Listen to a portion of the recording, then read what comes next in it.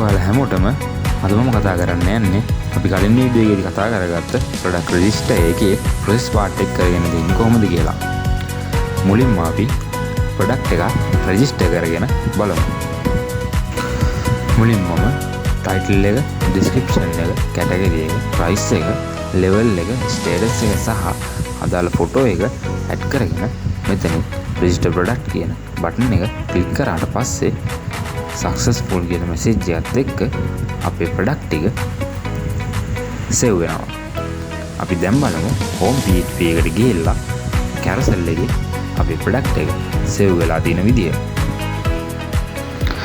දැන් මේවට පේන්නේ අපි අලුතින් add කරගත්ත product එක add වෙලා තියෙන විදිය. අපි දැන් මේකේ process part එකේ code එක කරගෙන දෙන්නේ කොහොමද කියලා බලමු. මුලින්ම මම කරගෙන තියන්නේ අපේ database එකේ ER diagram එක update කරගන්න එක. product සහ category කියලා table දෙකක් මම මෙතන හදාගෙන තියෙනවා. product table එකට මම add කරගත්ත column ටික දැන් ඔයාලට මෙතන display වෙනවා. ඊට පස්සේ අපි ගිහලා බලමු අපේ head එකේ update වෙලා තියෙන්නේ කොහොමද කියලා. මේ දැන් ඔයාලට පේන්නේ අපේ head එකේ product table එකේ update වෙලා තියෙන විදිය. මම මෙතනින් කලින් add කරගත්ත product දෙකක් සහ අපි දැන් add කරගත්ත product එක මෙතන store වෙලා තියෙනවා. අපි දැන් අපේ coding part එකට ගිහලා බලමු අපේ coding part එක වෙලා තියෙන්නේ කොහොමද කියලා. මුලින්ම මම session එකක් start කරගෙන database එකේ connection file එක load කරගෙන තියෙනවා. ඊට පස්සේ මම token එක සහ user log වෙලා තියෙන්නේ මොන type එකෙන්ද කියලා මෙන්න මේ code වලින් check කරගෙන තියෙනවා.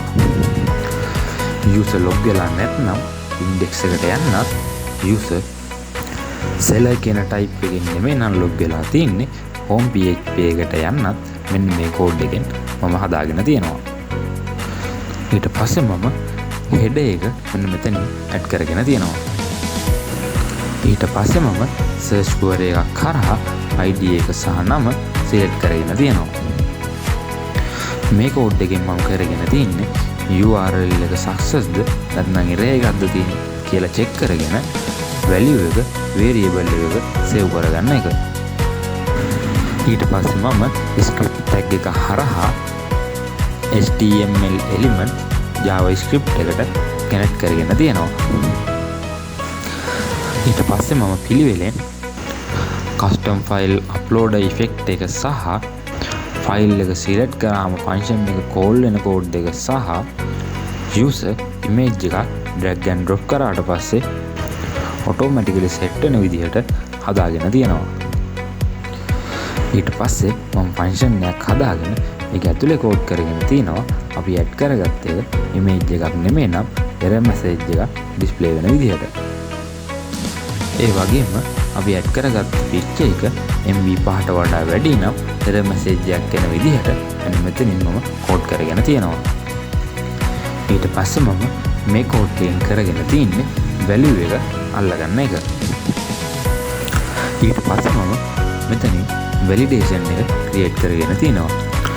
ඒ කියන්නේ product name එක emptyද, length එක 150ට වඩා අඩුයිද, description එක emptyද වගේ දේවල් මෙන්න මේක හරහාම check කරගෙන තියෙනවා. ඒ එකක් හරි වැරදි නම් error message එකක් එන විදිහට මෙතනින් code කරගෙන තියෙනවා. ඊට පස්සේ මම අදාළ data ටික මෙන්න මේ code එක හරහා append කරගෙන තියෙනවා. ඊට පස්සේ මම මේ code එකෙන් කරගෙන තියෙන්නේ page එක reload වෙන්නේ නැතුව product register process.php file එකට post method එක හරහා data ටික transfer කරගෙන තියෙන එක. අදාළ part එක success නම් success කියලා message එකක් එන විදිහට නැත්නම් error message එකක් එන විදිහට මම මෙන්න මෙතන code කරගෙන තියෙනවා. අන්තිමට මම අදාළ data ටික හරියට add වෙලා නම් තප්පර 5කින් page එක reload වෙන විදිහට තමයි මෙන්න මෙතනින් මම හදාගෙන තියෙන්නේ. අපි දැන් product register.php කියන ෆයිල් එකට ගිහිල්ලා බලමු අපි ඊතුරු code part එක මම කරගෙන තියෙන්නේ කොහොමද කියලා. මුලින්ම මම සෙෂන් එකක් ස්ටාර්ට් කරගෙන ලොග් වෙලා නැත්නම් පේජ් එකෙන් එක්සිට් වෙන විදියට මෙන්න මේ කෝඩ් පාර්ට් එකේ හදාගෙන තියෙනවා. මේ කෝඩ් එකෙන් මම කරගෙන තියෙන්නේ යූසර් සෙලර් කෙනෙක් නම් විතරක් ප්‍රොඩක්ට් රෙජිස්ටර් කරන්න ඇක්සස් දීලා තියෙන එක. ඊට පස්සේ මම කලින් පෝස්ට් මෙතඩ් එක හරහා ට්‍රාන්ස්ෆර් කරගත්ත data ටික මෙන්න මේ කෝඩ් ලයින් හරහා අල්ලගෙන තියෙනවා. කලින් වගේම මෙන්න මෙතනත් මම වැලිඩේෂන් පාර්ට් එක චෙක් කරගෙන තියෙනවා. ඊට පස්සේ මම සර්ච් ගෝඩයක් කරහා ඩේටාබේස් එකේ කැටගරි ID එක සහ name එක හරිද කියලා චෙක් කරගෙන තියෙනවා. ඊට පස්සේ මම කරගෙන තින්නේ image එකක් අප්ලෝඩ් කරලා නැත්නම් error message එකක් එන විදිහට මේ කෝඩ් එකෙන් හදාගෙන තියෙන එක. ඊට පස්සේ මම ෆොටෝ එකේ maximum size එක MB 5ක් යන විදිහට මෙන්න මේ කෝඩ් එකෙන් සෙට් කරගෙන තියෙනවා.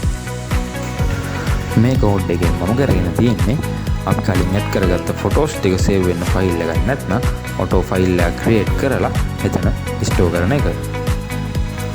ඊට පස්සේ මම කරගෙන තියෙන්නේ අදාළ data ටික database එකට insert query එකකින් insert කරගෙන තියෙන එක. ඊට පස්සේ මම success නම් success message එක සහ error එකක් තියෙනවා නම් error message එකක් එන විදිහට මෙන්න මෙතනින් මම හදාගෙන තියෙනවා. අපි මේ හදාගෙන යන ප්‍රොජෙක්ට් එකේ තවත් අලුත් වීඩියෝ එකකින් හමු වෙමු.